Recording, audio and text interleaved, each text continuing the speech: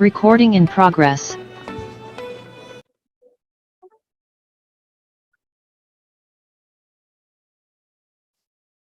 So good morning, everyone. I think we can make a start.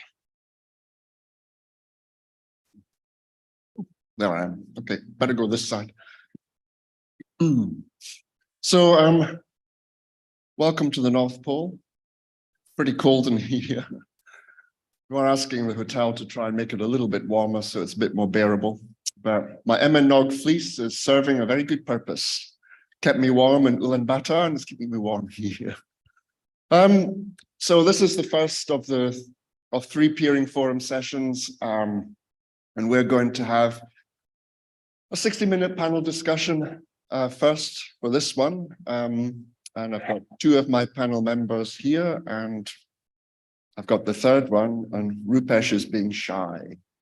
Yeah, Rupesh, if you can come on the stage. And where's the clicker gone? Oh, there's the clicker. So that means, okay, you can have this.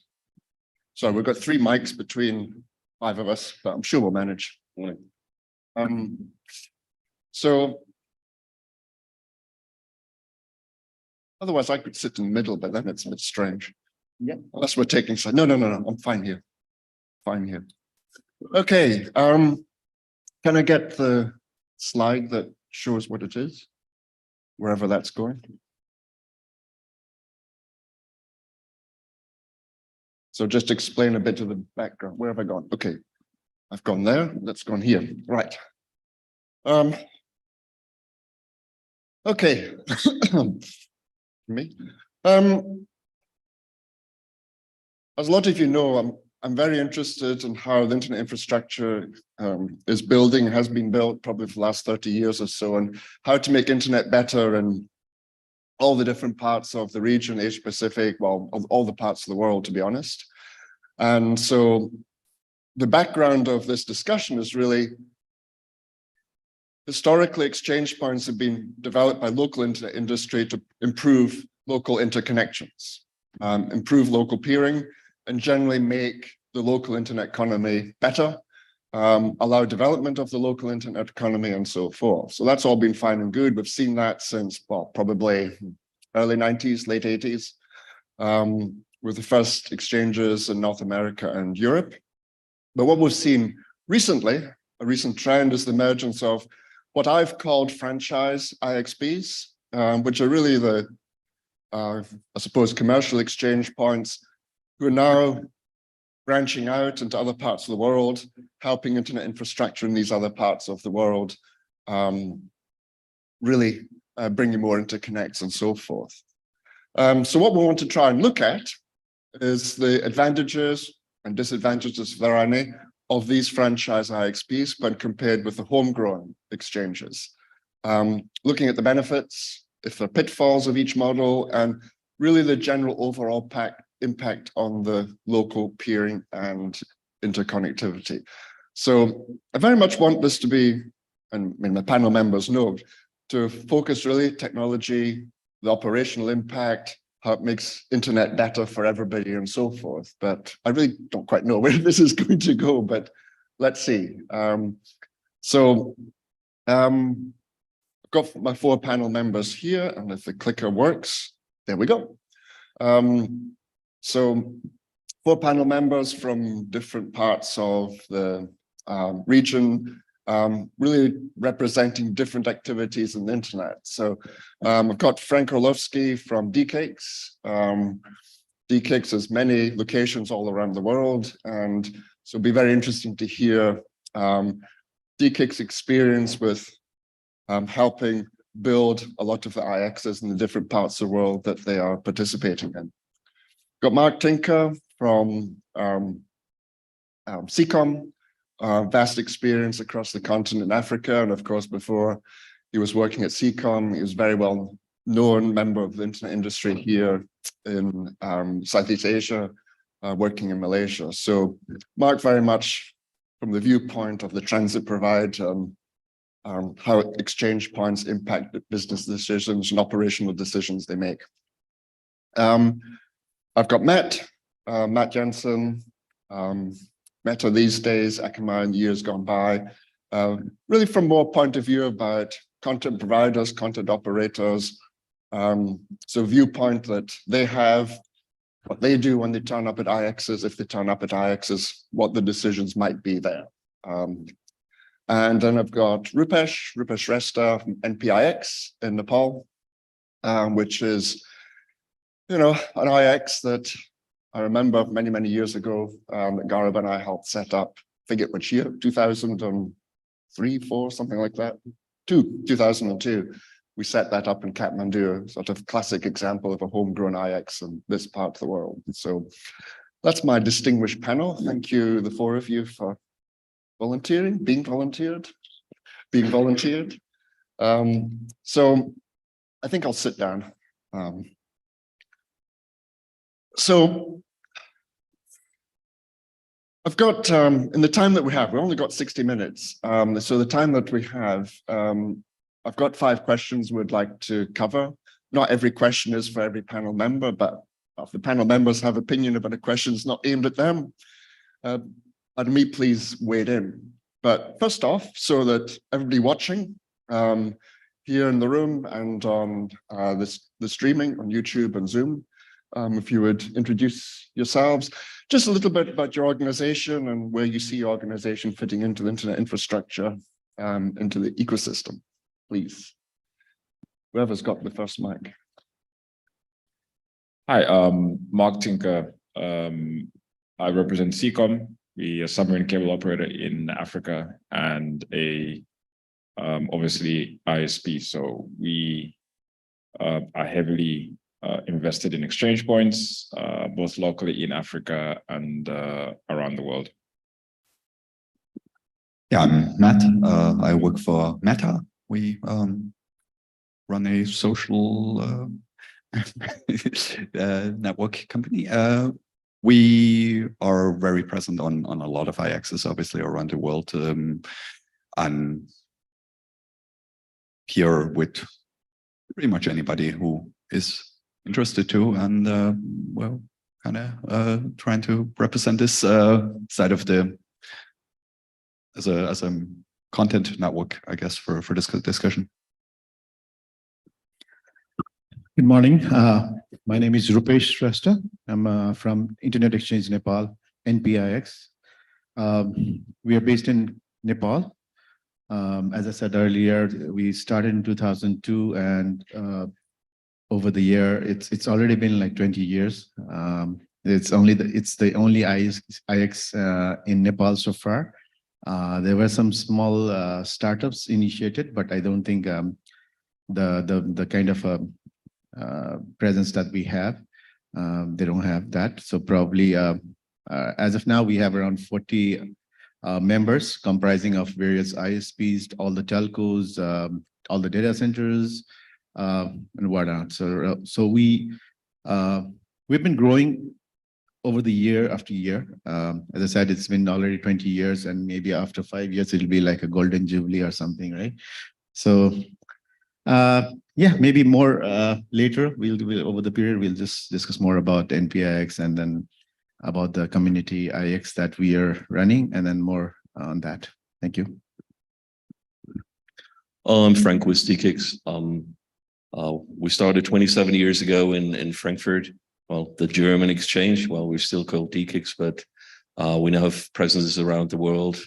Our most recent larger scale additions are our market entry in India, and for a couple of years now we've been in the ASEAN region, with that same non-profit DNA, but over the years we've grown into an organization that's serving a few thousand customers, and it's not really like we had an option to continue to be like a non-for-profit ISP, but we are still owned by a non-for-profit association, if that helps. All right, thank you all. So let's hopefully try and get the next one. There we go. Is that the next slide? Yes. So what I want to look at first is, and this is probably very much where Rupesh could start, is looking at the benefits and advantages of a homegrown exchange point. If you could kick the ball off and really explain what NPX does for the internet industry and community in Nepal. Okay. As I said, we started in 2002, and it was just started in one of the switching rack of Nepal Telecom, whereby all the ISPs were terminating their E1 connection for dial-up. So that's how, I mean, it started in a very raw format initially. And then the benefit, I think the traffic at that time was like few hundred kilobytes probably. That's kind of a peering that's shared traffic that was being shared. Initially, no traction was there, but over the period when the cost of the bandwidth and everything increased, people started realizing that, and then it's grown over the period. There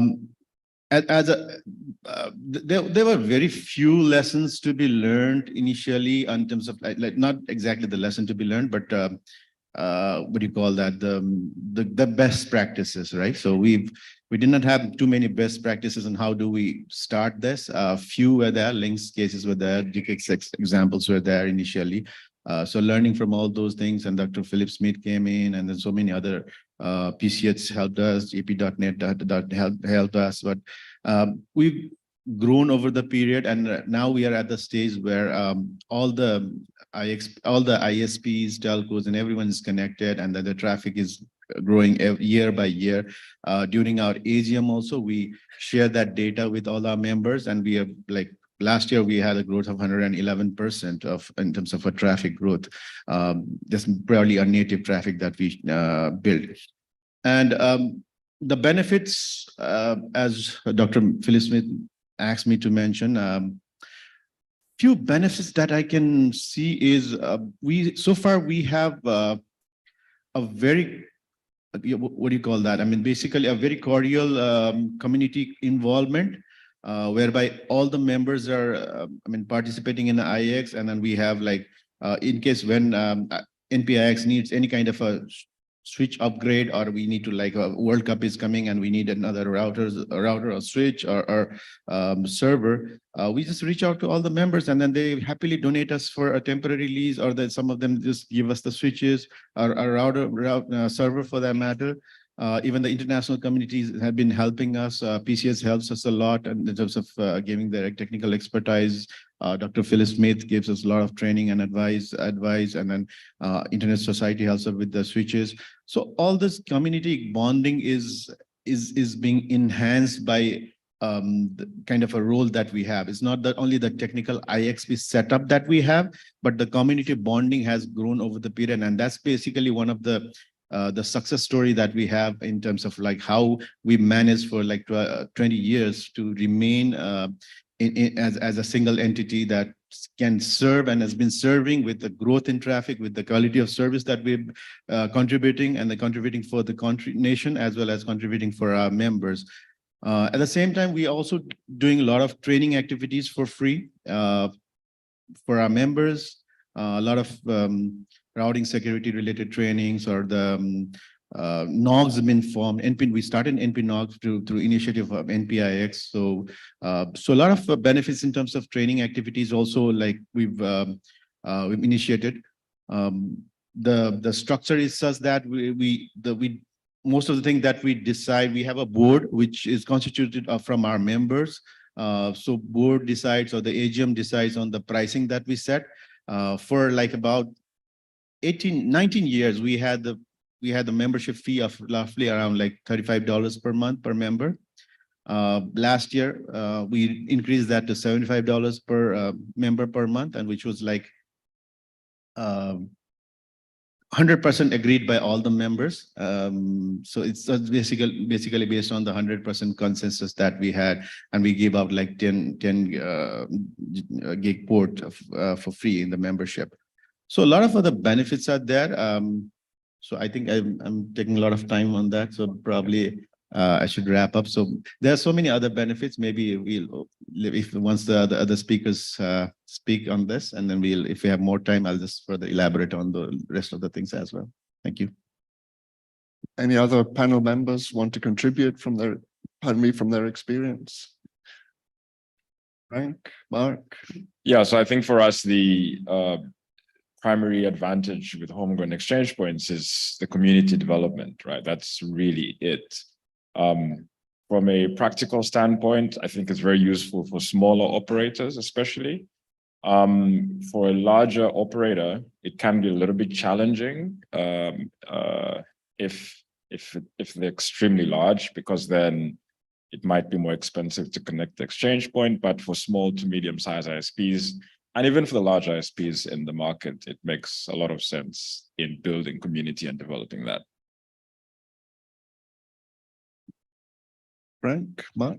Well, I think we're technically homegrown, at least in the Frankfurt market, and you know, we've grown over the years. And at one point, the German IS thought, well, you know, you now have some revenue there.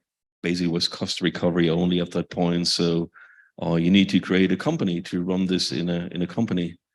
And you know, we've grown over time, and you come to the point where you realize, well, I need, you know, a few $1 million for new equipment, you know, once you have a couple of hundred members connected. And it's not such a great idea to show up at your bank and say, well, you know, I need a loan or a leasing contract over a couple of $1 million, but listen, I'm non-for-profit, right? So that's the point, I guess, where we came to realize, well, we need to run this as a for-profit, not for maximizing profits, but to have a model where we can continue to grow and invest into our exchanges to basically grow the value of the exchanges for the customers.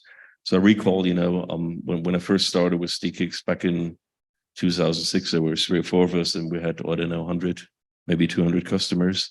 You know, we had that conversation among the European IXPs, and the question was, well, should we try to reduce pricing as much as possible and not do any like marketing and sales? And sales back then was like an evil word, right? Or, you know, pick our path, which is, well, try to get a little more money for the services that you render, and render those services with a proper SLA, and assure that you create an environment where companies that have a lot of traffic and you're part of their production environment do really receive the service, you know, they deserve in order to render their services to their customers. So I think that brings us on to the next question, really. And I think if I go back to you, Frank, so DKIX started off as a homegrown, and you've talked about, you know, the growth and so forth. So what's, well, without going into confidential things, but what spurred DKIX, for example, to start moving to other parts of the world, so become helping setting up franchises in other places? Well, that was back in 2008, I guess, where we received a request for information from the UAE regulator, and they asked, you know, DataCon and ADL and us as the only exchange that, you know, well, what do they need to do in order to build an internet hub in the Middle East? Of course, back in the day, they were like importing all of their traffic from Europe and Asia, big time, and we were seriously surprised when we won that whole thing, and we ended up, you know, having a field office in the Middle East for 1.5 years and provided consultancy there. And as a result, out of that project, more or less, we ended up being the operator of the UAEIX. So it's not DKIX owned. Actually, we run it for a third party, but we do all the marketing and sales and operations, etc. So we thought that was pretty cool. So finally, we had someone who paid us for writing down what our expertise is. We were able to run an IXP in a developing market. And, you know, I used to live in the States for a couple of years, and we were like, well, that's a good proof of concept for a developing market. Should we try this in a competitive market? And we found that the New York City market and the New York Metro was really, you know, not ideal. There's so many IXPs, you know, they were only serving their own customers, whereas it was Equinix or KDDI, and we said, well, let's move into New York City. And, you know, the community there and newly created associations were like, oh, we want the European model here. Well, we entered New York City, and at first we didn't get a lot of support. So, you know, we really started from scratch, you know, with a bunch of customers. I remember like Google and HE and a few others being the front runners. And it's been an uphill battle for the first kind of 3 or 4 years. I think we're now the market leader with something in the neighborhood of 300 to 400 networks out there. So that was our proof of concept that we can actually do that in a competitive market. So nowadays we do have various different models. Well, we run exchanges for third parties like the UAEX or the Iraq IXP. We run our fully owned exchanges, whether it's Frankfurt, Madrid, New York, Chicago, pretty much all the markets that are more or less easy to operate in. We do have a local staff. And then we have a third model, which we kind of started in India, where we took over the Mumbai X, made that DKIX Mumbai, and created a joint venture corporation with a local technology group. And, you know, we came to realize very quickly that, well, it's great to have the brand and the operational experience and the product and, you know, how to do this, but it's worth nothing if you don't have the local DNA and the local people on the ground, especially in India. You know, if you don't have people who know Indian democracy and, you know, that help you to figure out which license to get and, you know, which, you know, person to talk to receive the license, very, very tricky. And we were always referring to India. It's like the most difficult market, but the more time I spend in Southeast Asia, I can honestly say, maybe apart from Singapore, they're all like difficult, other difficult, but still, you know, very difficult to operate in. So that's a lot of fun. And unfortunately, everything takes forever.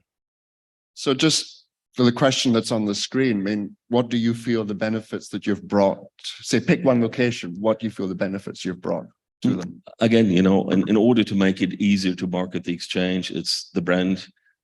We do hold global contracts with our very large customers that have usually, you know, many hundreds or even 1+ terabits of connectivity into our exchanges globally.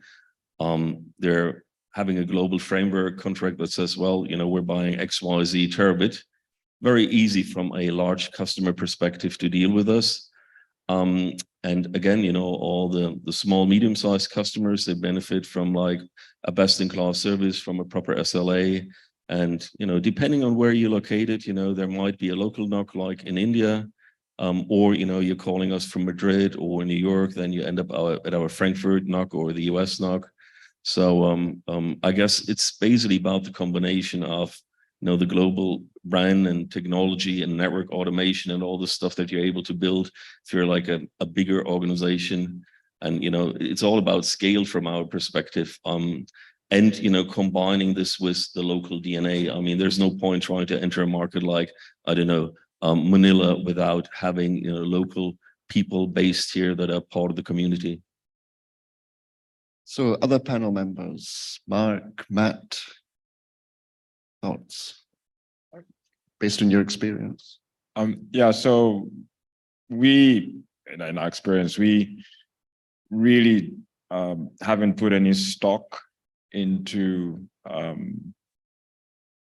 you know, the size of the exchange point, whether it's local or much more international. We just focus on, or we found ourselves rather benefiting from whoever is the known quantity in that market. So we're unlikely, for example, to have more success, say, with links in France than we are with links in London type thing. Not out of anything else than actual experience itself. I mean, for example, I think we had DKIX in Marseille for about 2-3 years. It didn't work out, and then we disconnected. But obviously, we focus on DKIX in Frankfurt. So, you know, it's kind of like that. So we don't really chase the brand. We really chase who is the leader in that market. And that's been our experience. Yeah, I think, I mean, Frank mentioned some of that. I think where you talk about like setting up a new market, I think a international organization like you guys or whatever can bring in a lot of expertise, having done it before, knowing how to operate it, build it. I think that benefit is less obvious when you buy an existing player, right? Like, but the other thing is you have in a franchise model like this, you have the typically a more stable, if you want, operating system, right? I mean, we've seen in some community run IXs where you have essentially volunteer support and so on, which is great, but like a international company like them can bring in a more of a customer relationship with an SLA and so on, where it's just easier to deal with potentially, but that goes to some extent at the cost of having this community spirit and the kind of softer aspect of it. I guess the like kind of working together, bringing people together. It's more of a customer relationship, which is in many cases what people might be looking for, right? So this is just a trade-off, I guess, for either having this community thing, bringing people together, bringing people to peer at first, versus like having a stable, kind of predictable operating model where you go in and know what you're getting. I think the other aspect is you talked about competitive markets, right? I think in some of the more developing markets specifically, there is a danger of having too many players in some of the markets. Like India now, we probably in some places have many, or Singapore for that matter. I mean, where you end up with a lot of players. So I think this is a trade-off between like bringing some real value to the table in terms of customer relationships, SLAs, and so on, versus the lack of that community spirit. The other thing I think that several of those IXs have been doing, which I think for some markets has been really beneficial, is connecting the IXs.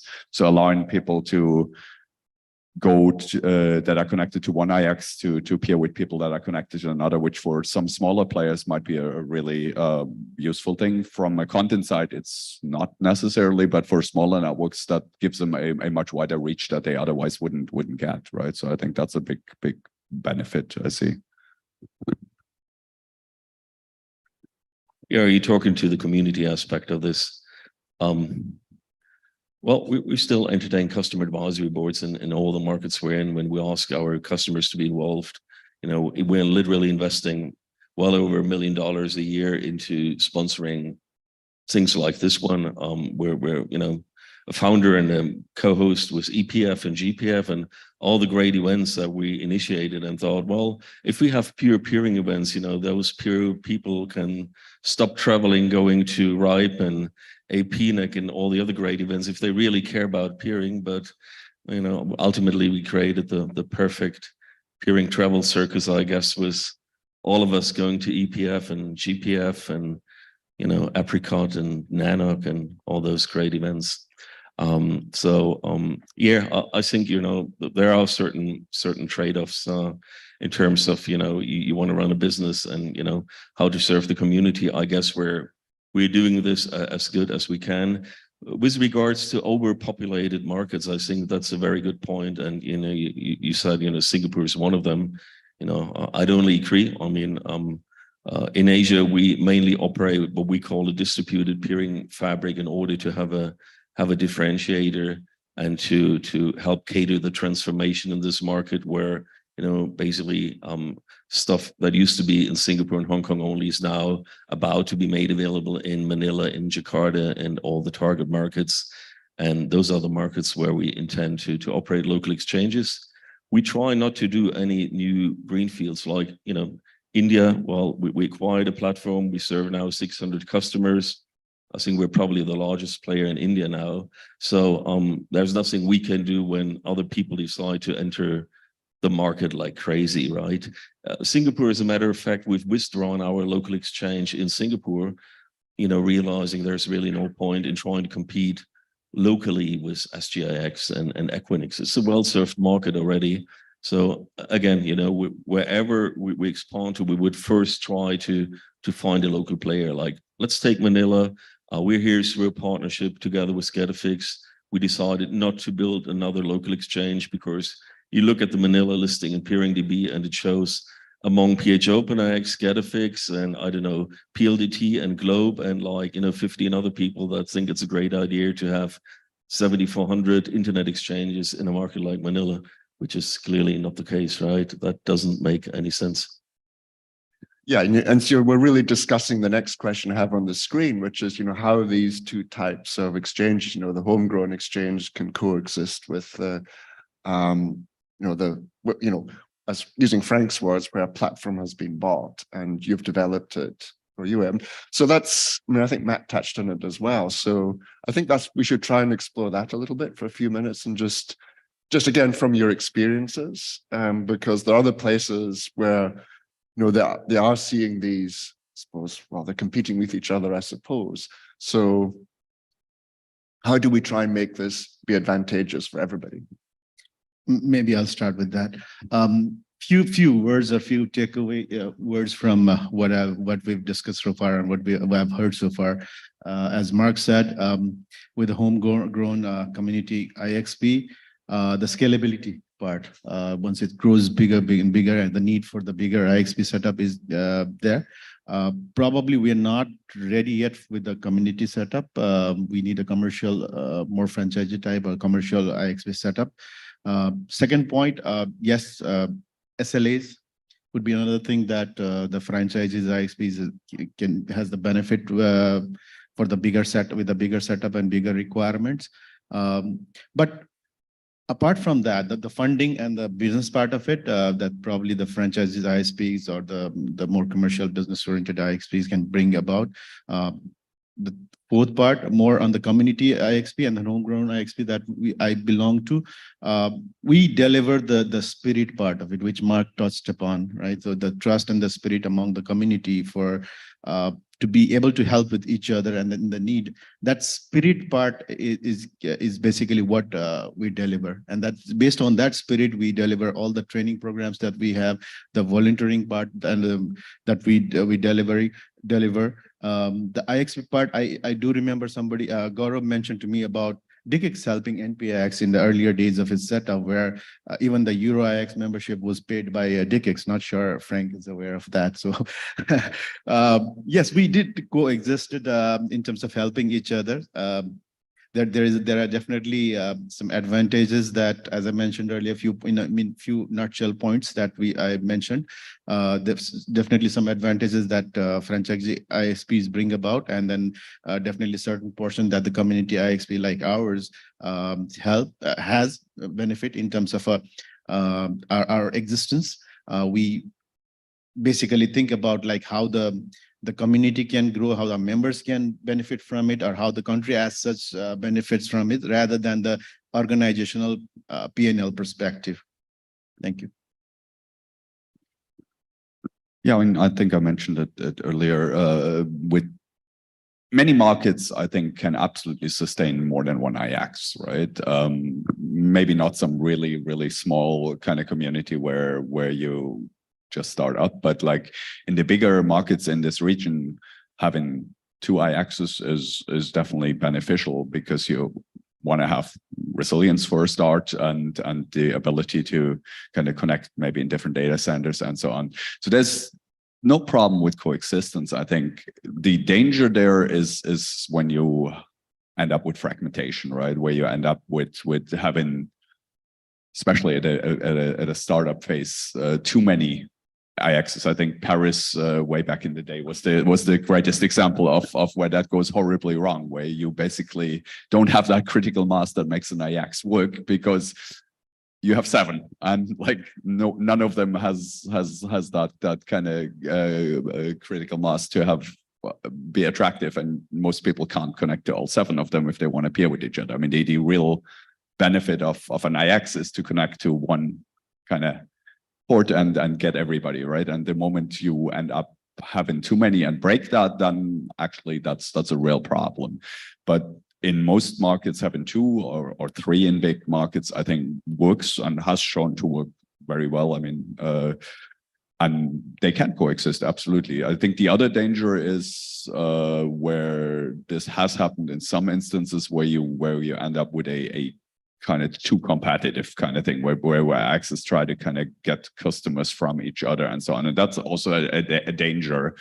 Well, I think, yeah, in the end there is a community aspect we mentioned, right? And as long as IAXs work in a somewhat cooperative way. I think it works, and we have plenty of examples where it does, right? So I think they can coexist, but there is some dangers inherent to that. Yeah, so I mean, I think if you have multiple homegrown exchange points in one market, I think there's a natural chance for them to coexist, because they sort of serve the same interest and have the same ethos. But I think there's less of that chance if you've got a homegrown ISP, like IXP, and a franchise IXP in the same market. I think that's a little bit more difficult. I think it's also more difficult if you've got two franchise IXPs in the same market from different backgrounds. I mean, again, if I take, for example, if NetNode had to deploy in Frankfurt, that probably is not going to work very well. Versus if NPIX had another local homegrown in India, that might work a little bit better. So yeah, I personally don't see it working. Frank, do you have any more comments? Nope. All right, thank you. We can move on to the next one, maybe. Try again. Yes. So I think this one is really aimed at Mark and Matt. But obviously Rupesh and Frank can comment as well. So when you're choosing an exchange point to peer at, what decisions do operators make? Does the type of exchange point influence the decision? Purely commercial? So we've talked about SLAs and so on before. What's most important? So for us, it would obviously be the historical success of the exchange point. That would obviously guide that principle first. Everything else obviously goes out the window if different exchange points have different models. So if an exchange point, for example, is able to give 100 gig port for close to zero, and they have the traffic to back it up, it's a bit different if I have to pay, $10,000 a month for that 100 gig port as well. So there is that element also. But primarily, if you are the best in that market, just because you're the best in that market, that would be the initial choice. And then we cascade from there onwards going forward, and make the decision to join other exchange points in the market if it makes sense. We have found ourselves in a position where we have joined the leading exchange point and then joined the number 2 exchange point, and then maybe the number 3, and then maybe cut back from the number 3, or maybe even cut back from the number 2. So that tends to happen. So I wouldn't say there's any specific blueprint, because every market has its own thing. So you just get to the market and do what the market's doing. Because the reason I'm asking this question is I've heard quite a lot of instances where operators go, oh, DKIX is there, or Lynx is there, and they have all this expertise and so on, whereas the little homegrown one, it's community effort and they can't provide any guarantee of any sort. Right, I'm just going to go to the big name, and I suppose the homegrown one falls to the wayside. So I'm just wondering how much that's part of the decision process. Well, for us, it really isn't. I mean, there's some markets where the larger franchise exchange points just aren't doing as well as the locals. And as great as their history is on managing and running exchange point, that for us is not a major factor in that decision-making process. Because again, you have multiple other points of access to get to the rest of the internet. So again, for us, the focus is, who is doing the best in that market. And generally we have found that the global exchange points tend to do best in their markets. And in the local market, it's the local exchange point that does the best there also. So you just naturally follow that path. And Matt, what's your experience been over the years? I'm thinking more over the years rather than specifically now, but you have a long history of working with content distribution and providers. Yeah, I think a big factor is something really simple, is like whether they're present in the facilities, right? Like, I mean, I think this is actually in many cases where you have nowadays much less so. But like back in the day, you often only had an IX, and especially in more developing market, that were just in one data center, right? And if that was the one you were in, you would connect to that one. Versus nowadays, you have many, especially in the larger cities and with the international players, where you have an IX that literally is in 7 or 10 or 20 facilities, right? So that's less of a factor. But I think that's historically been a big factor, actually, just to reachability. How can you get there, right? Like if they're in the same building. And the other thing is, yeah, what gap or whatever in your network you wanna close, right? Like if the players you want to reach through there. For an organization like us, obviously the absolute vast majority of our traffic is on PNIs, right? So the benefit of an IX for us is primarily to reach the long tail. But for other organizations, or like talking about some historic examples, I think there's cases where you might use an IX to connect to somebody where the IX is in 2 facilities, but you're only in one. You connect to somebody who's in the other facility through the IX, right? That can be a factor, or it can just be around like, yeah, you want to peer with those specific networks that for whatever reason you can't reach directly, or that won't do a PNI with you if they are present on that IX. So that will be a big factor, I think, in deciding what gap you want to close, or if you want to have resilience, you might want to connect to 2 because that will be the only 2 paths to reach a specific network or a set of networks. So I think it's a lot about location. It's a lot about membership, about which networks you want to reach, and there's obviously a commercial aspect as well, right? Well, from an IXP operator perspective, things are sometimes not that easy because there are certain markets where there's that incumbent facility that happens to run an exchange and they treat you like a competitor, and sometimes you can't even enter their facility, right? So it's not a level playing field. So certain markets are really, really challenging. We do see a bit of a change there on a global scale, which is good. But operating in New York City, when we first went there, I wouldn't realize that having affordable access to in-house riser fibers to tether into all of these like meet me rooms would be my most valuable asset to connect customers, because there were certain operators that were like, D-Kicks, not sure.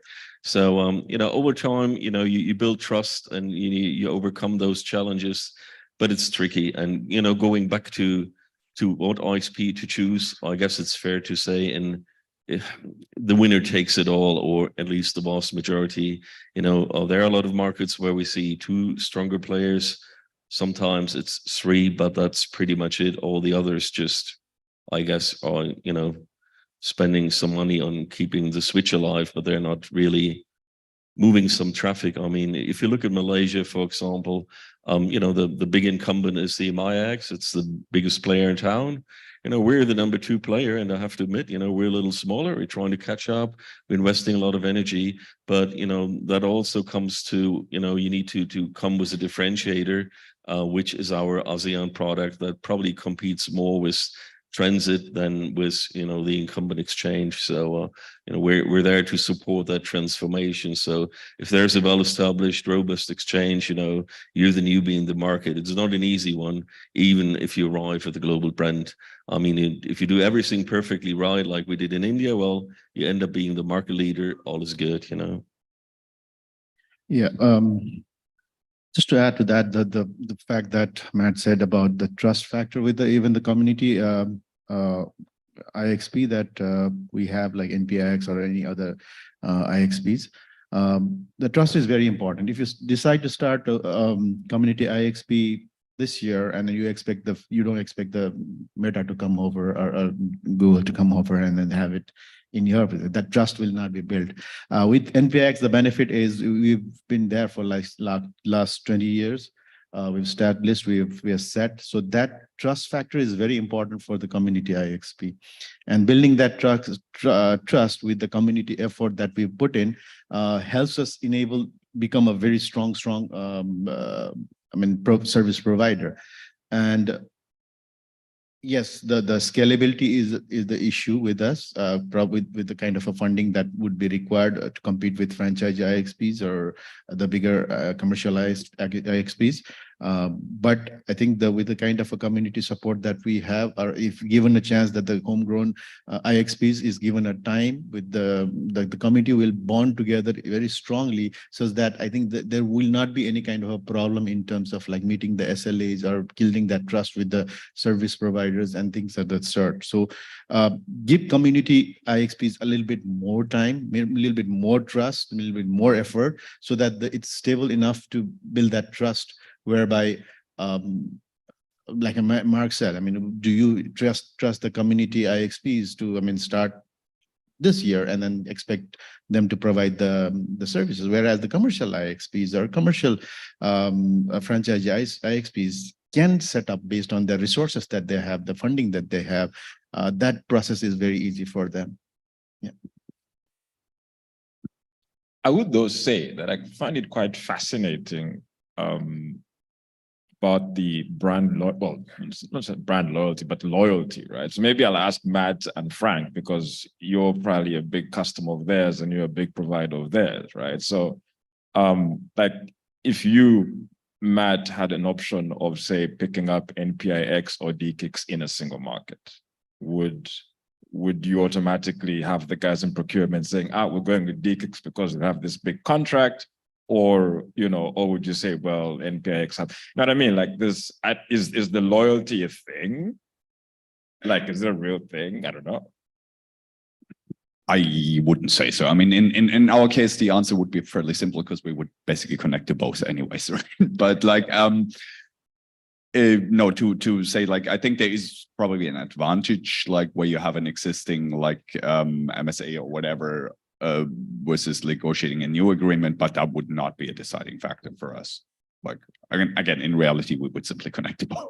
But no, I don't think that's for somebody like us a key factor.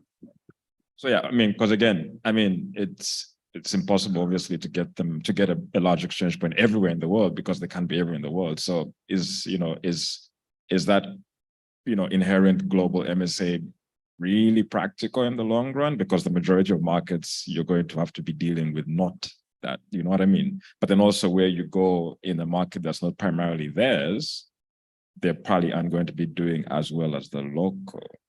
So is it like ticking a box? And I mean, like, is it feel good? That's what I'm asking. Like, yeah. Yeah, the trust factor and the loyalty factor that I was trying to refer to is not only from the perspective of the CDNs, but it's also the factor that the members that we have, the ISPs, telcos, or the whatever data centers that connect with us, the community bonding is such a strong factor that I'm referring to their trust towards us. So if more of the members are connected to us, I'm sure, I mean, Meta would not have problem with connecting, putting the setup in infrastructure in our IX. So that's basically what I meant by that. Well, sometimes I think it's really interesting how the industry has chosen that certain elements of the infrastructure, of the internet infrastructure, they were all used as supposed to be like non-for-profit or even free of charge, right? I guess looking into this room, I think most of you guys get a pay slip from some company that's paying taxes, and you pay taxes, and that's not necessarily a bad thing, right? And, you know, yeah, using Facebook is free of charge, but apparently they do make a lot of money with advertising, so they seem to have a business model there as well. So, you know, sometimes you're on those conversations and you tend to feel bad. It's like, oh, we run a profitable business, do like 60 million euros in revenue. We do pay taxes. We have about 250, well, including India, probably closer to 300 employees that keep the shop alive. And, you know, shouldn't we have more like non-for-profit ISPs that don't make any money? And then we have that conversation, right? So apparently we're in that niche where, you know, the community has chosen it's got to be non-for-profit.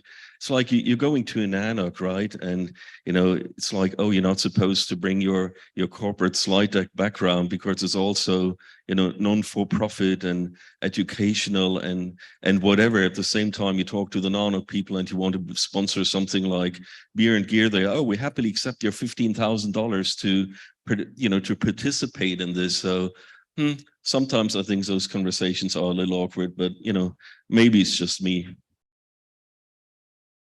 I think we've made a distinction pretty clear that community IXPs are in a smaller segment where the scalability is not a high requirement, right? So the point that you're trying to make, a point that we are trying to make is if the scalability is required, the higher infrastructure requirements are there, definitely the community IXPs cannot serve that. That's basically, I think, the takeaway from this conversation, which I'm sure you would also agree, right? Yes, of course, yeah, of course, it's the same. I mean, nothing is free. That's what I also agree with you. I mean, if it's free, somebody else is paying for your free services, right? So that's basically what we are also trying to agree, that we agree that, okay, from the smaller segment of the market, yes, maybe the community IXPs or the homegrown IXPs can serve better, but if it has to scale up beyond certain point, I think the commercial the franchise IXPs are the probably in a better position to serve. I think that should be the takeaway from this discussion. Well, I'm rather wary of exchange points that don't charge money for anything. We do charge. I'm not saying you don't. I'm just saying I know some exchange points that don't charge money for a port. They mean they get the money somehow still, but then there's also models for those that do that, but actually end up doing very well. Like the NAP Africa model in South Africa, for example, is a free port. Doesn't matter if it's 1, 10, 100, and it's a free cross connect. Obviously, you have to be a customer in their parent company's data center, but it's a very successful model in the top 10 of exchange points in the world. So again, I'm happier to pay for a service because then I think the service will work, but then that assumes everybody is following that model. When someone breaks the model and does something else, and then it's successful, well, you can't ignore, right?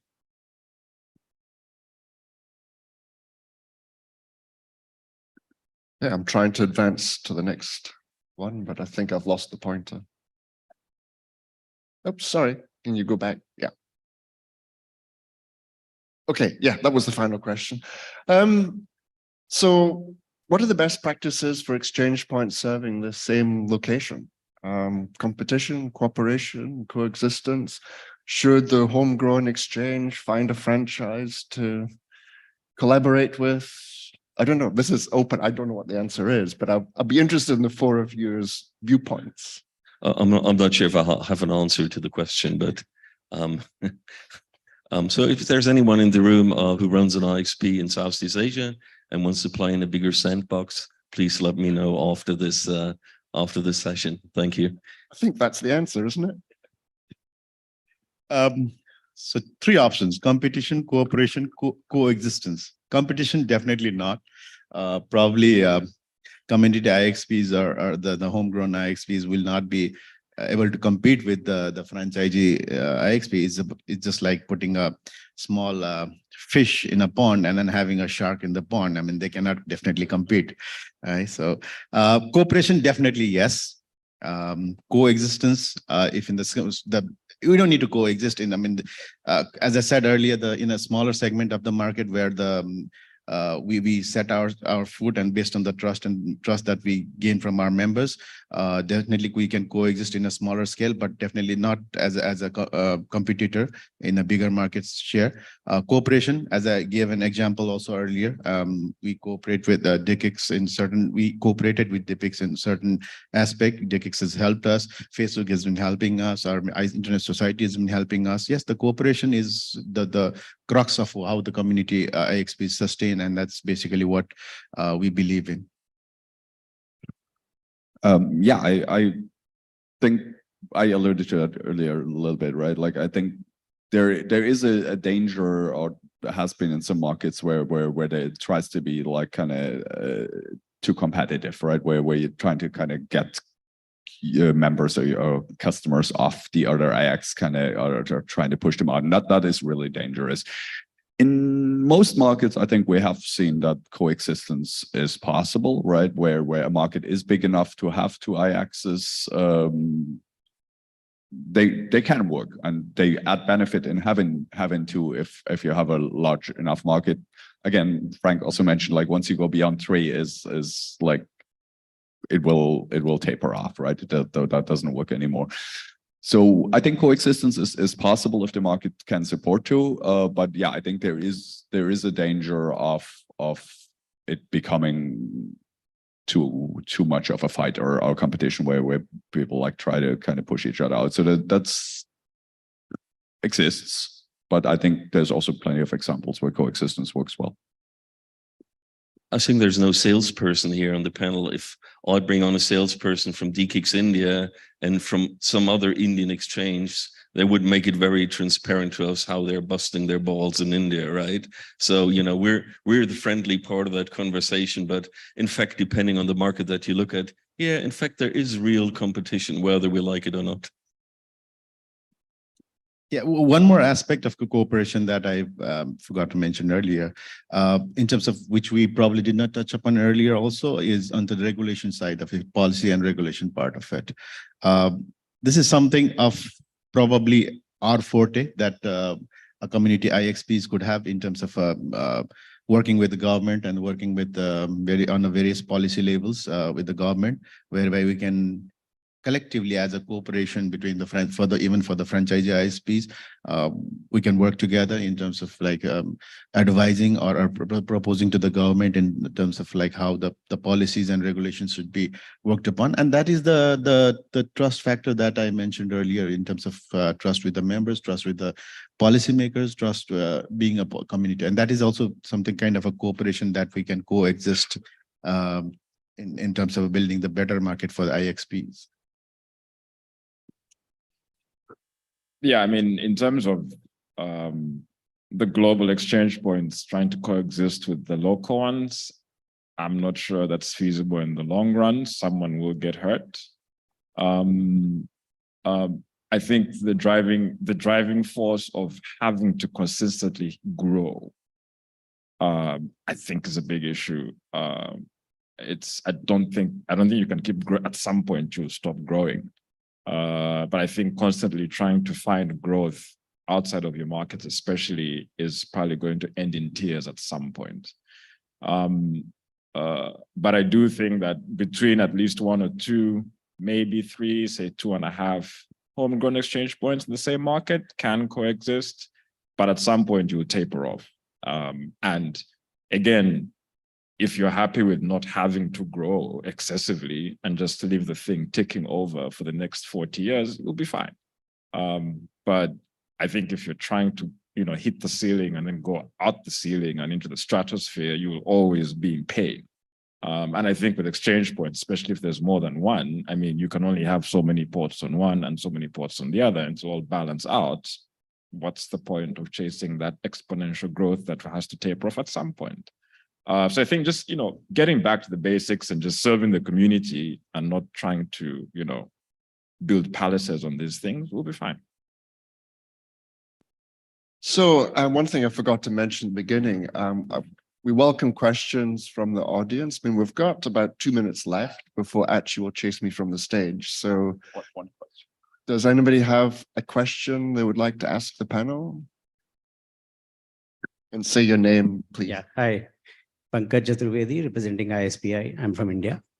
So a couple of comments. Rupesh talked about the regulations. So yes, in India, the latest recommendations from the Telecom Regulatory Authority is that IXPs should be regulated and they should have some kind of a license regime. I don't know about the other countries, what they follow. And the other thing about the competition, which was talked about, in India, majority of the ISPs, they have taken the ports from the two major private IXPs, which is Extreme and DKIX. And that's what we have seen. And they generally, the ISPs buy the ports from in different data centers so that they have enough resilience. The government-owned IXP, which is Nixie, is also catching up. They are moving into the tier 2, tier 3 cities where the expansion is happening. So the issue which I'm talking about here is the more on the regulation, which is what the Indian government is now pushing. So I would rather ask the panel here that is there something, what do the panel suggest, that should the IXS be left out of the purview of the regulation, or there should be a light touch or a licensing regime. That is something which I'm asking. Thanks. So we've seen that obviously in the multiple markets we operate. Some markets would require the exchange point to have a license, others wouldn't. It's very governmental oriented. In cases where we found, especially in Africa, for example, that you need to have a license and be regulated, it's because the government wants to put a big firewall there so they can look at traffic. So it's, yeah, you can't have a global policy. Every market will do its own thing. Well, with regards to licensing, obviously we prefer markets that do not have any licensing regime. There are many markets that we're looking at where sometimes even the regulator is not sure whether you need an ISP license or no license, or maybe they should introduce a new license class. So very tricky. I mean, when we entered India, we ended up having an ISP license because that was recommended by the lawyers. We upgraded that from a Maharashtra license to a nationwide license. But you always need to be ready that someone comes around the corner and says, oh, as of tomorrow, you need to apply for an ISP license.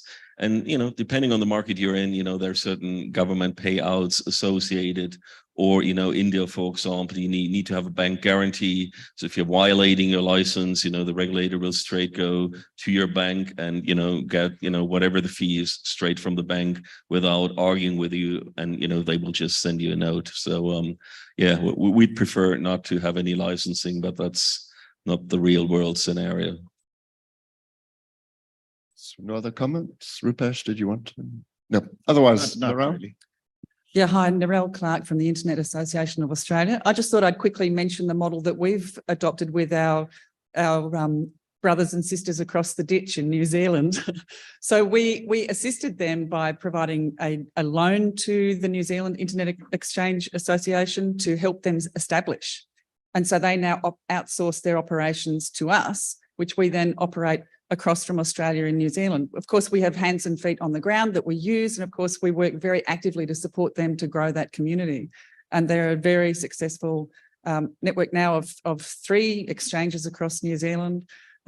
Lovely place, great people, supported, which we support quite happily from Australia with our own 6 IXs.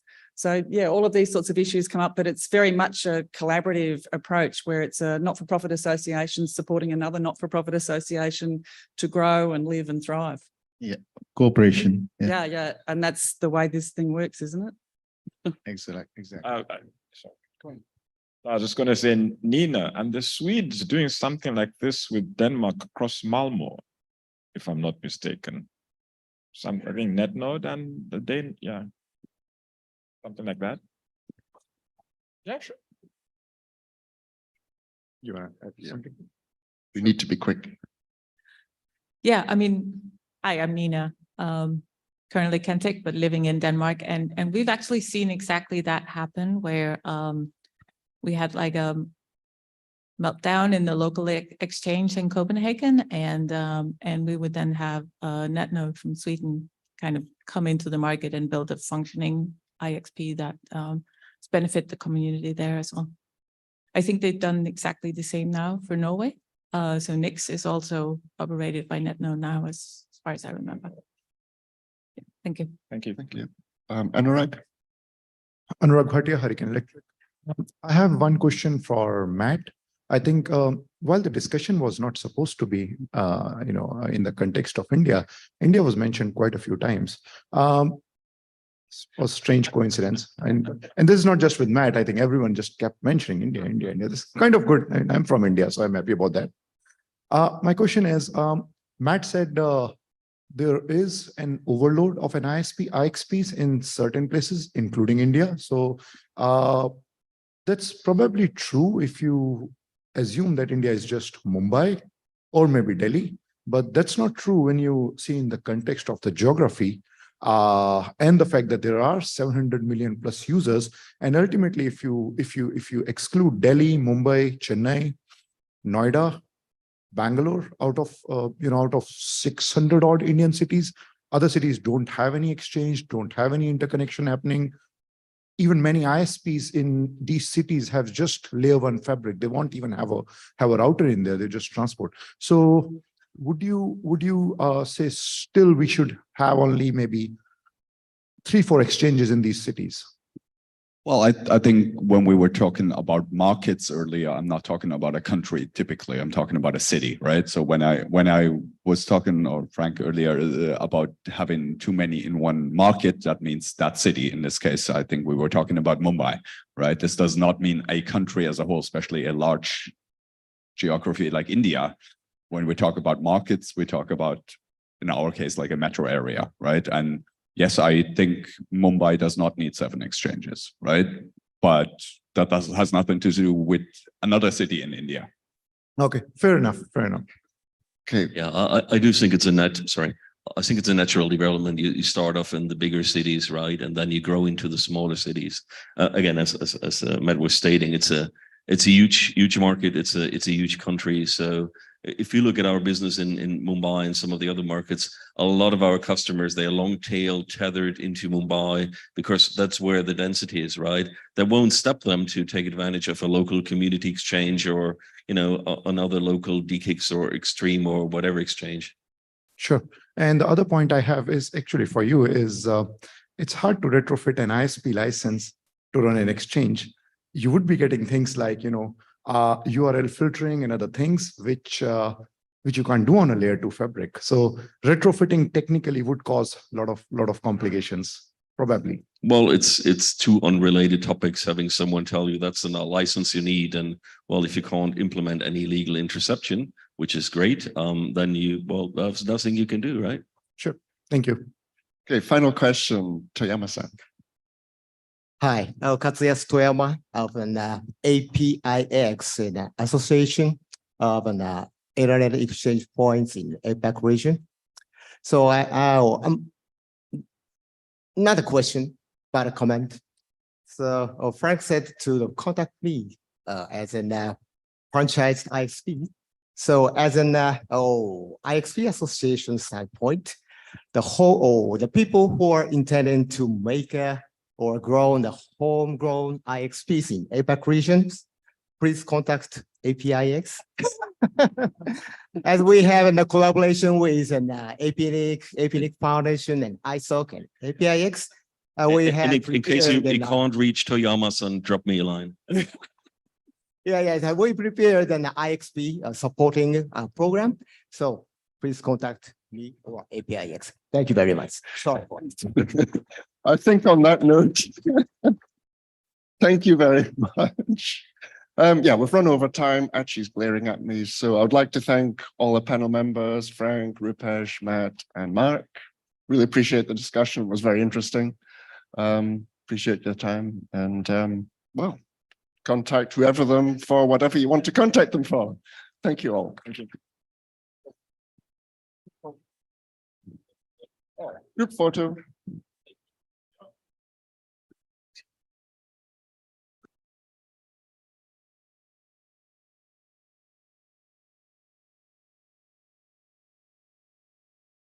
Selfie. Sorry, just PH Nog style.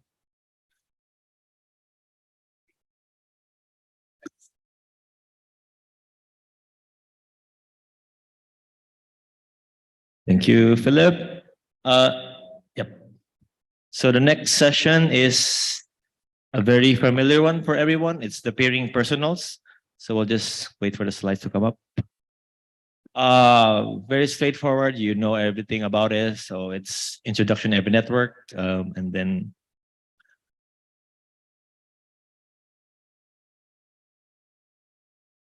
the next slide. Thank you.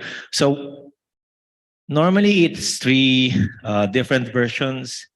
So we have the ISP, OTT, CDN, and then we have the data center and then IX. But we added one more component. It's the transport part to complete the whole picture of getting connectivity done. This is going to be supposed to be 4 sessions, but we only have 3 peering sessions today, so we'll just compress everything. The normal flow is we line up everybody for the sessions, and then when you see your names there, please queue up. So for this first session, we will do ISP, OTT, CDN, and research. Please queue up. at this side, please. And then when your company name is called, you have around 60 seconds, depending on the clock. So I'll give you like 10 seconds to queue up, and then we'll start the ball rolling. Thank you. Our moderator for this session will be Jimmy from Radius. Thank you. Jimmy. Okay, thank you, Achi. So, okay. May I call Akamai, Tony? Hi, thank you, Jimmy. My name is Tony from Akamai Network Partner Services team. Among these years, we still catch up. Actually, we have hit historical traffic peak, 250 Tbps in our CDN platform, 20940. I'm sure that most of you already have peering with us in major IX locations. So be sure that to check out the peering DB to see our new nooks inside major IX, because we do have additional new nooks to cater the demands for that. We also have another AS for you guys, which is our DDoS mitigation platform. This time, we would like my Prolexic team notice me that I should bring our message to all of you about our selectively peering policies. Actually, we are very happy to peer with anybody. Besides that, if we see some application of peering which may not make sense, we will definitely reject. But actually, we normally will be happy to peer with anyone. So for example, if you are an ISP in Asia, and if you ask for peering to our squabbling center in Europe, then definitely it will not be granted, all right? So feel free to send us email to peering@akamai.com for peering requests to our CDN platform 20940 and DDoS mitigation platform 32787. Thank you. Thank you, Tony. Next is AWS. Brian? Hello, Brian Kim. I actually am a part of the peering, interconnection team in AWS. Obviously, as you're probably aware, we have been presenting, network in Asia Pac for extensive time now, right? So our AS number 16519. Our traffic profile is very balanced because the nature of our business is cloud, right? Traffic volume is large. I mean, I can't really disclose the exact the traffic volume there, but okay. And peering policy is selective, but that doesn't necessarily mean that we are actually closing our the network peering whatsoever. We are just trying to understand, who we are actually peering with, right? So as long as you give us the peering request, I don't really think that we would, decline any of that request, right? Peering locations that are actually, there are multiple locations that you guys can actually peer with us. Those are actually fully updated in the peering DB. So you guys can actually check it out. And obviously the peering DB entry is there. And for the contact information, you can always, contact us over the peering asiapac@amazon.com, or if you guys have any issues, operational issues, please contact the peering tool at amazon.com. Thank you. Thank you. Thank you, Brian. Next is Big Globe. Katsusushi.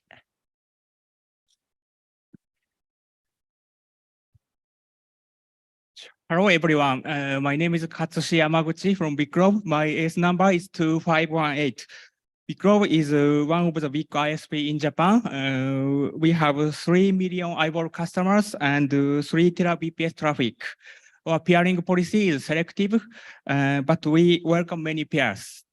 If you are interested in peering with us, please contact me. Thank you. Thank you. Thank you, sir. Next is Chief Telecom, Jeff.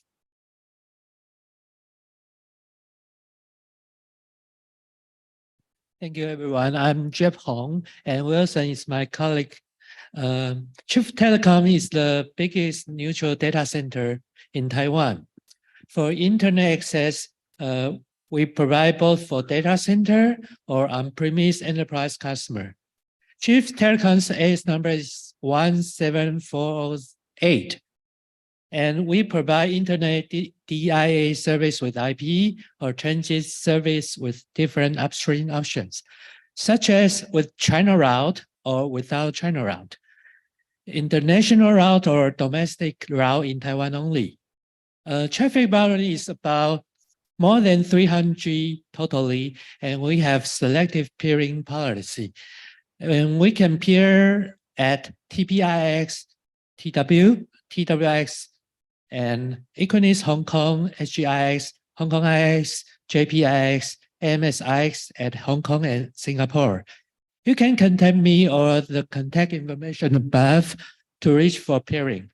Chief's internet network mainly have net flow with major MSO providers in Taiwan, service provider, content provider in Taiwan. And thank you all. And thank you. Thank you. Thank you, Jeff. Next is Cloud Telecom. Anthony? Magandang hapon sa mga kababayan. Anthony Evangelista here from Cloud Telecom. So just want to highlight, when you think of Cloud Telecom, we have the FBO license in Singapore, meaning we can really dig grounds and put manholes and fiber and put our landmark in Singapore.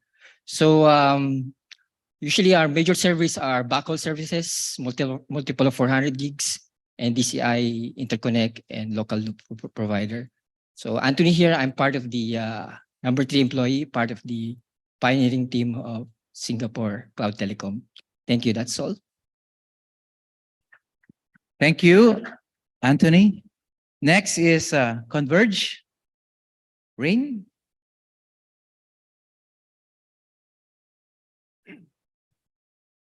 Good afternoon.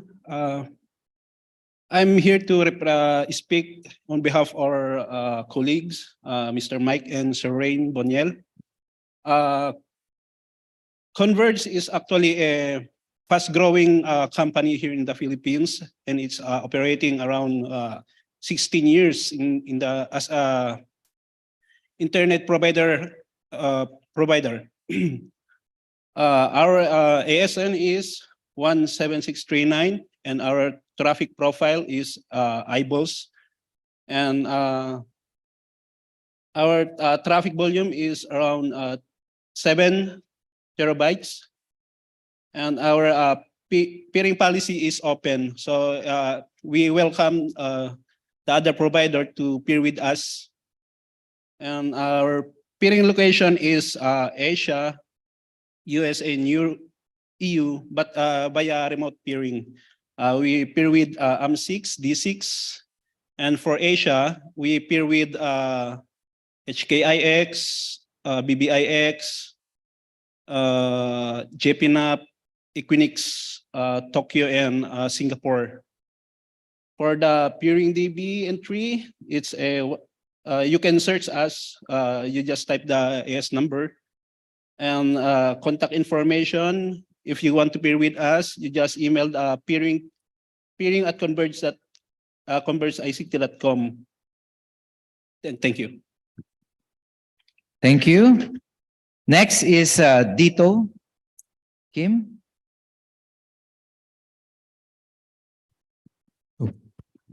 Hello, everyone. So I'm Kim from Dito.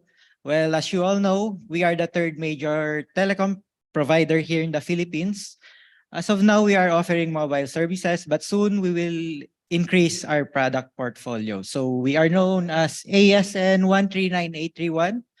Our traffic profile, eyeballs, traffic volume as of now, 480 gig. We are open to any peering. So we are located in Hong Kong, specifically in Equinix IX, HKIX, and in Singapore, Equinix IX and SGIX. So you can check our profile in Peering DB. And if you happen to want to have a peering with us, you can contact us at peering@dito.com, or you can email me directly. My email address. Thank you. Thank you, Kim. Next is Edgio. Yeah. Sajari. Hello, everyone. I'm Ben Nicklin from Edgio. Edgio is the new branded name for the combined Edgecast and Limelight networks, of which most of you probably already peer with. For the next probably 18 months, 2 years plus, we will be operating as two separate networks, so 22822 and 15133, as well as all the various subsidiaries. Our content is typically very large object file. We have started going into more small objects as well. So we do lots of large sports events, lots of software downloads, that kind of area. We operate on both networks 100 gig plus. We do operate a selective selective peering policy, not to turn people down, but because we actually, like others, we want to control our peering. We want to know who we're peering with and where it is. We have a global network with 130 points of presence on both networks. And again, Peering DB is kept up to date. My local team here in Asia is Sajari Sarkin and Mei Chan. Many of you already know them as well. And there are locations. If you want to peer with us, please email them. We do not automate any of our peering requests. It is dealt with by a human being and dealt on an individual basis. So I encourage you, if you want to peer with us, please send us an email, get in contact with the team, and we will most likely peer with you. Thank you. Thank you, sir. Next is F5. Alejandro? Alex, sorry. Hello, everyone. I'm Alex from F5. So F5 is not only a big IP or load balancer hardware company anymore. So we have a backbone like with 30 POPs worldwide. We don't operate only in US, but worldwide. So I'm located in Singapore. So AS is 35280. We have a lot of ports to handle the traffic because one other topic we do is DDoS mitigation. But we have a portfolio of everything related to security. So WAF, API delivery, everything you name it, we can provide it mostly. So we have a selective policy, but it doesn't mean we don't peer. We are pretty much open to peering, but we need to analyze what kind of traffic, where we need to handle it, because we do mitigation. If you want to do peering with us, you can send an email to peering team or directly to me. I'm quite flexible for answering it. And BGP peering is not only technical. I'm based in Singapore. If you want to do peering, it's also relationship. So please contact me in Singapore. We can have a drink. Thank you very much. Thank you. Thank you, Alex. Next is GLBB. Thomason? Hello, everyone. My name is Takanori Furusho from GLBB Japan. We are ISP business in Japan and also providing a P2P connection inside Japan and reselling colocation too. Our AS number is 55900. Traffic profile is balanced. And traffic volume is not so much, but 3 to 5 giga. And policies are selectable. But we have a lot of connection to IX in Japan, BBIX, JPNOP, JPIX, Equinix too. And also we providing a local IX in the Okinawa Island. It's called Ryukyu IX. So we have a lot of exchange points in the Japan. It includes Tokyo and Osaka. And also we have a lot of metro data centers. Such a very famous Equinix at Tokyo, Next Center. And also we have Osaka too. We do have 2 POP in the Osaka. One is Equinix OS3, and also one is Dojima number 4. And Okinawa also we have 4 POP in the Okinawa Island, FRT, NTT, and also we starting a business in the colocation in the Okinawa too. It is Nago, north side, and also Inozason too. And our contact information, peering person is Tomo Tatsumi, but unfortunately she cannot come here. But please contact to her. And also we are very happy to pairing. Thank you very much. Thank you, Takanori-san. Next is Globe Telecom, Achi. Hi, I'm Achi. This is my real job.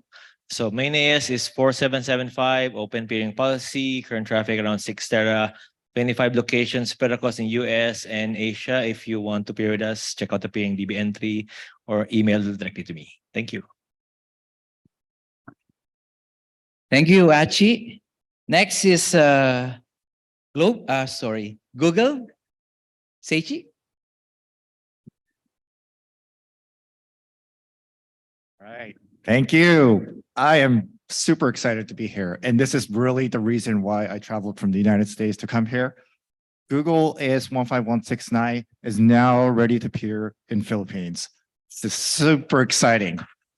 I really want to thank everybody in the Philippines community that has helped us to make this happen. It took a long time. Obviously, we had the pandemic and various other obstacles that we have to come through. But I think what got us through is really the friendship with the Philippines community. And I can't thank PHNOG enough for this opportunity.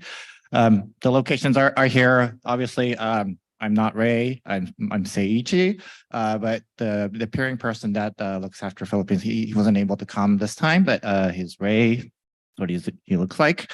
And again, thank you everybody, and hope to see you, chat with you in the hallways. Thanks. Thank you, Seiichi. Next is Hurricane, Anurag. Hi, my name is Anurag. I'm with Hurricane Electric. We operate a global IP backbone across US, Europe, Asia, and so on. We follow an open peering policy, so we are happy to peer with anyone. Peering locations are on the peering DB entry. And if you want to speak to me personally, I'm around here. My colleague Walt is also around, so feel free to reach out. When you peer with us, you can expect to see a large number of routes. We would typically send anywhere from 140K routes on V4 and somewhere around 50,000 plus routes on V6. Thanks. Thank you, Anurag. Next is IPTP. Kim. No, it's Vladimir. Okay, Kim is inside. Thank you so much. We're very happy to present. Sorry for very complex slide. It's because of multiple ISs used. So please pay attention that we have a different policy for the different IS numbers. Some of the regional ISs, which you can see for LATAM, EMEA, Vietnam, and Asia Pacific, they are pretty much open. So please feel free if somebody do not peer with us to request interconnection in these areas. But 41095 is remain restrictive, and there is a public policy which is published on our website. And if you are matching with the policy, you will be peering for sure, and we would be happy to support it. If any questions, please contact Andy via our email peering@iptp.net. Thank you so much. Thank you, Vlad. Next is Meta. I'm very happy we didn't put a picture on there. Mark was supposed to be here, he's not, so I'm back up here. We do peer in a lot of locations. They're all on PeeringDB. We require a PeeringDB entry for you to actually peer. So our website where you can go there actually authenticates with a PeeringDB entry for you to request peering. I was really hoping that I can do the same thing as Saishi and say that you can peer with us in Manila. We're not there yet. There's a couple of items outstanding, but we hope this will be resolved in the next month or two, and then we will be in Globe MK2 and Vitor Makati to peer with you. So I'm really looking forward to make that happen in hopefully 1 or 2 months. So looking forward to peering here locally soon. Thank you, Matt. Next is National Telecom. Surasit? Thank you. I'm Sursit from National Telecom. We are the merging from formerly known as Cat Telecom and TOT. Our ASN now is 4651 with approximate traffic of 500G.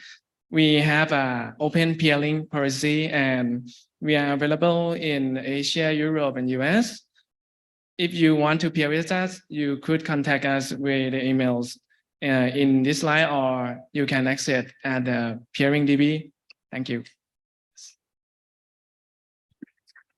Thank you, Surasit. Next is Netflix. Nikki? Hello, everyone. Hope you're enjoying the conference. I'm Nayoung from Netflix. You can also call me Nikki. Hope you know what Netflix does. So AS number is 2906. Our traffic profile contents, obviously, peering policy open, and we do have a lot of peering locations. So please refer to Peering DB.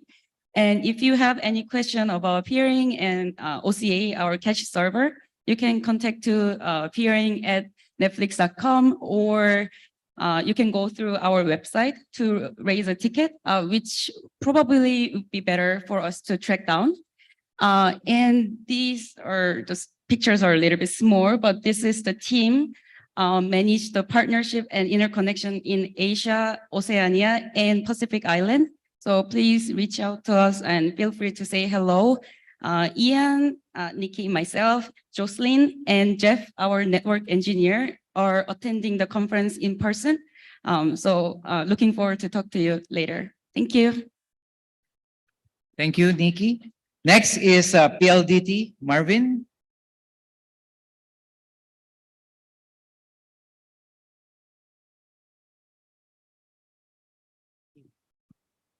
Morning, everyone. I'm Marvin from PLDT, from Philippines, of course. Our ASN is 9299, and we have Smart as well, which is 10139. Traffic profile is mainly eyeballs, about 7 tera of volume. Our peering policy is selective, but of course, you can always contact us through peering@pldt.com.ph. Also, we have several peering locations in Asia, US, and Europe. Thank you very much. Thank you, Marvin. Next, it's me. I'm Jimmy Alcala from Regius Telecom. So our traffic profile is eyeballs, and our volume is about 500 gigabits. And our policy is open, and we have several peering locations. We can meet up in Hong Kong via Hong Kong IX or BBIX. In Singapore, we can meet up in Equinix, SGIX, and DGIX. In the Philippines, we can peer you in Globe IX, Pitch Open IX, GetaFix. And soon in the US, we'll have a pop by Q4 this year. So you can see us at the Peering DB, and my contact information is here. So if you want to pair with us, just let me know. Thank you. Thanks, Jim. Okay, next is Rice. Jeremiah? Hi guys, good afternoon. So we are RISE, AS 63927. So we are an ISP serving the enterprise and wholesale market here in the Philippines. So we are present in major DCs and IXPs in Philippines, Singapore, and Hong Kong. And we would love to peer with you. So you can contact knock@rise.ph or me or our team who are present here in the conference. Or you can check out our peering DB for the exact details. Thank you. Okay. Thank you, Jeremiah. Next is route views. Philip? Why is route views here? We have no traffic, no volume, but we want your routes.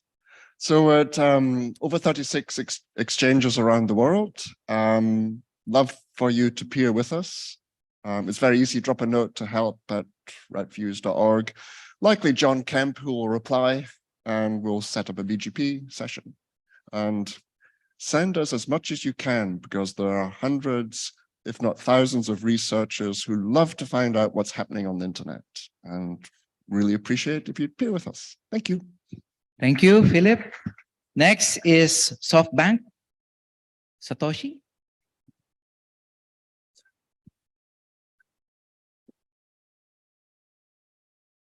Hello, good afternoon, everyone. This is Fei from SoftBank Peering team. It's the first time we attend the APRICOT with my colleague Satoshi Shita-san. And our AS number is 17676, and our traffic profile is eyeballs. And for the traffic volume, I can't write it here, but I can say it's more than 10 tera. Our peering policy is selected. And for peering locations, we are in BBX, JPNAP 6 Seattle, NE2, Hong Kong X, Equinix Singapore, and 3 POPs in Tokyo, 3 POPs in Osaka. And also we are planning extension POP in Fukuoka. And also we have 3 POPs in US. And we have just finished the construction in Amsterdam and 1 in Hong Kong, Macau, 1 in Singapore. You can see more details in our peering DB. And if you have any question, please contact us without any hesitation. And the red T-shirts of SoftBank hosts is our single. Thank you. Thank you, Faye. Next is Sunnyvision. Okay. Next slide, please. Next is Tama Cable Network. Nahito-san. Hello, everyone. My name is Norihito Yasutaka with the company Tama Cable Network. Tama Cable Network is a Tokyo local station cable TV. S number is 131958. Traffic profile is eyeball is cable TV. Its traffic volume 25 gigabps. Its policy is open, selective, no, open. Welcome. And the peering location is JPNAP, BBX, JPX, NE2 West, and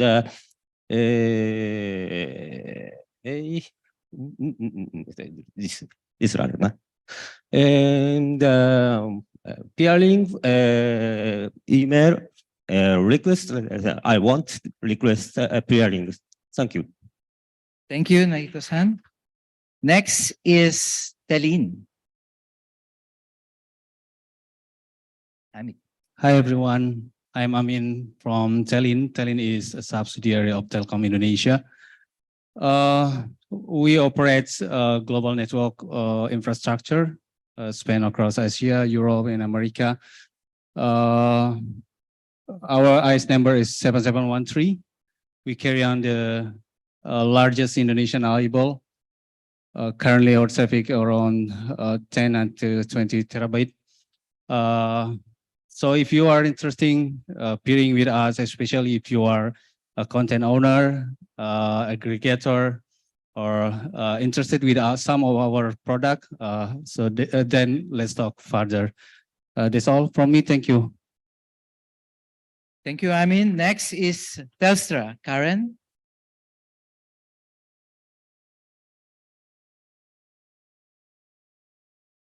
Good afternoon, everyone. I'm Karen from Telstra International. Our AS number is 4637. Traffic profile is balanced with 9+ tera of volume. Our peering policy is selective, but of course are very welcome to send us peering request. We are present in major locations in US, Asia Pacific, and Europe. And for the complete list of these locations, you can check us out at as4637.peeringdb.com, or you can send us an email at ci.peering@team.telstra.com. Thank you. Thank you, Karen. Next is TIM. Jason.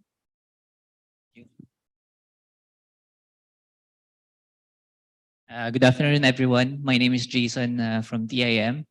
VAS license operator. So our ACE number is 135423. Traffic profile is eyeballs, and traffic volume is under 20 gig. So our peering policy is open, and our peering locations is in Asia, Philippines, Hong Kong, and Singapore.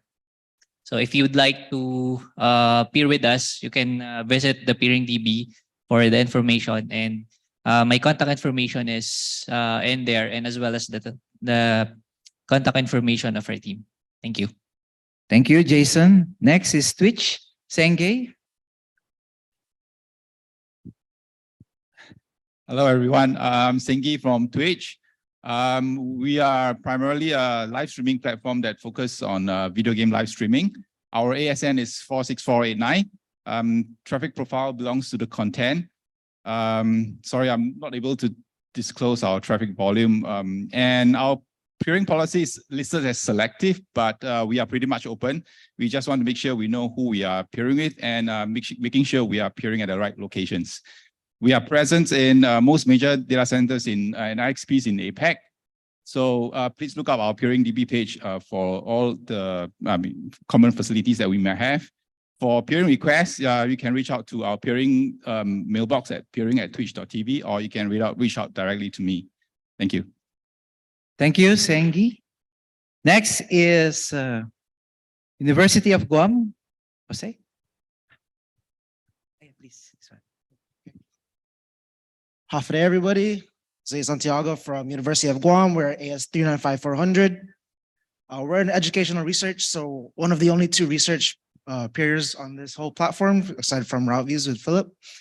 Our peering policy is pretty much open, but that's only because we're only located at two locations where either you can peer with us directly at the university, either through Marix, which is an IX that we operate, it's an open IX, or through Gorex, which is the Guam Open Research Education Exchange, also located in Guam, in GNC, the cable landing station in PD. There's an AS. You can reach us at eog.triton.edu. Thank you. Thank you, Jose. Next is VNPT, Doc. Wow. Hello, everyone. I'm really excited on stage after 3 years since APRICOT 2020 in Melbourne. So VNPT is one of the largest ISP in terms of the IVO. So after pandemic traffic incredible booming, now we have more than 5 tera on the traffic volume, and the policy is open. Yeah, of course. We are now present as almost internet hub in APAC, like Japan, with 3 major IH, BPH, JPNAP, and JPH. And also in Singapore and Hong Kong. In Europe, we can reach by remote peering. And for more detail, you can see our information in the Peering DB. If you like to peering with us, feel free to contact us. Thank you. Bye-bye. Thank you, Doc. Next is, last but not the least, ZenLayer, Sijia. Thank you.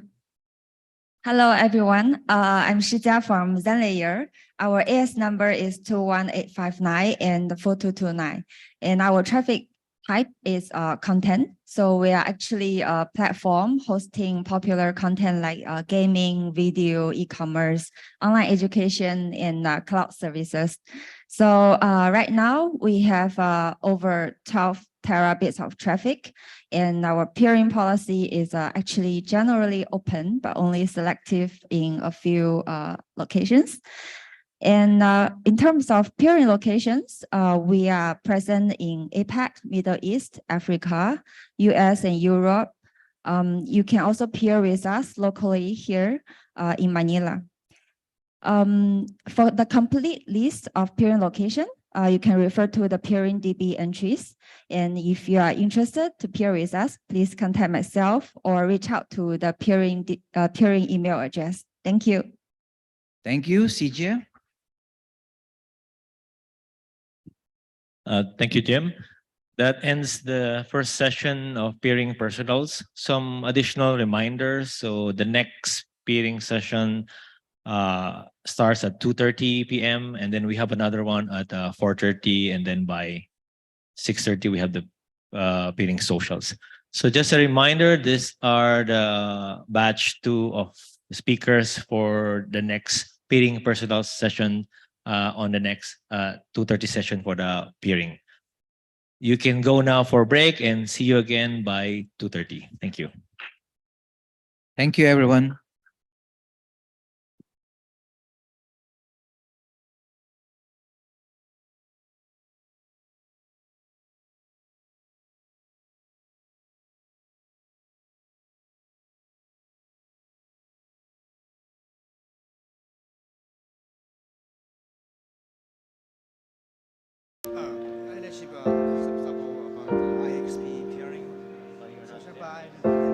한숨 같던 하루 끝 허기를 달래려 잠이 드는 Lightning talks or log reports now.